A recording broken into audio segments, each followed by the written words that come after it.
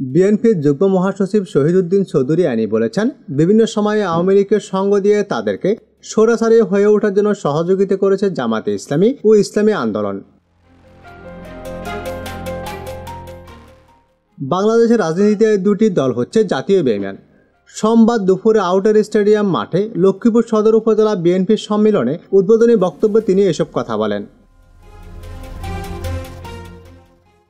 তিনি বলেন, 85 সালে ও 96 সালে জামাত ইসলামী আওয়ামী লীগের সঙ্গ দিয়ে শুধু আমাদের সঙ্গেই বেমেনি করেনি, তারা পুরো জাতির সঙ্গে বেমেনি করেছে। বাংলাদেশের রাজনীতিতে জামাত আত্মস্বীকৃত জাতীয় বেঈমান। ইসলামী আন্দোলন পীর নয়, তারা হলো ভণ্ড।